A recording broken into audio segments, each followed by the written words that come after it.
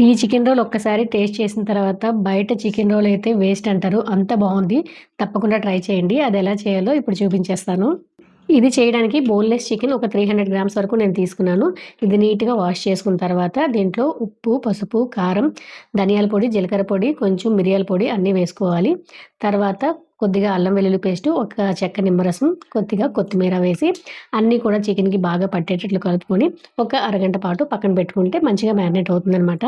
ఇప్పుడైతే రోటీ కోసం కలుపుకుందాం. బయటేంటంటే మనకి మైదా వాడతారండి. మైదా అంత హెల్త్‌కి మంచిది కాదు గదా!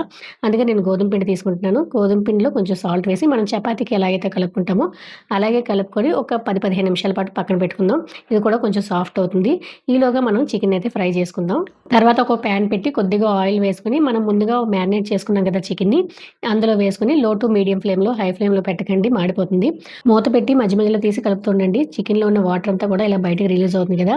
మొత్తం నీరంతా కూడా చికెన్ పీల్చుకున్న తర్వాత లాస్ట్‌లో సన్నగా తరుక్కున్న ఉల్లిపాయ ముక్కలు, అలాగే క్యాప్సికమ్ ముక్కలు కూడా వేసి ఎక్కువగా కుక్ చేయాల్సిన అవసరం లేదండి. వీటినేంటంటే 1, 2 నిమిషాల పాటు ఒక హై ఫ్లేమ్‌లో కలుపుకుంటే సరిపోతుందనమాట. ఇంక దీన్ని పక్కన పెట్టేసి ఎగ్ అయితే కొట్టుకుందాం. ఇదేంటంటే మీకు ఎగ్ ఆప్షనల్ మాట. వేసుకుంటే బావుంటుంది. వేసుకోకపోయినా పర్లేదు.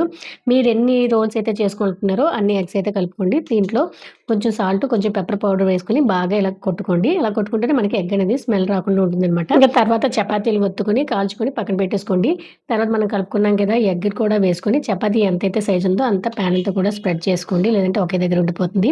దీనిపైన మనం ముందుగా తయారు చేసుకున్న చపాతీ వేసుకొని 2 వైపులా కూడా కాల్చుకోవాలి. నెయ్యి గాని, బటర్ గాని, ఆయిల్ గాని మీ ఇష్టం అనమాట. ఏదో ఒకటి వేసుకొని కాల్చుకోవచ్చు. తర్వాత ఈ 2 కూడా మైనస్ ఒకటి, టమాటో కెచప్ ఒకటి 2 కూడా స్ప్రెడ్ చేసుకోవాలి. ఈ 2 కూడా హోమ్‌మేడ్ ఇంట్లో చేసినవి. ఈ రెసిపీస్ కూడా మన ఛానెల్‌లో ఉన్నాయి. ఒకసారి చూడండి. ఇంట్లోనే ఎలాంటి ప్రిజర్వేటివ్స్ లేకుండా చేసుకోవచ్చు. ఫైనల్‌గా మనం ముందుగా రెడీ చేసిన చికెన్‌నైతే ఇలా వేసుకొని రోల్ చేసుకోవడమే. ఇంకా అంతే అండి. Tasty and healthy chicken roll అయితే రెడీ అయిపోయింది. చాలా టేస్టీగా ఉంటుంది. తప్పకుండా ట్రై చేయండి. వీడియో నచ్చితే లైక్ చేయడం మాత్రం మర్చిపోవద్దు. అలాగే మీ ఫ్రెండ్స్ అండ్ ఫ్యామిలీకి కూడా షేర్ చేయండి. Thank you for watching. మరొక మంచి వీడియోతో మీ ముందుకొస్తాను.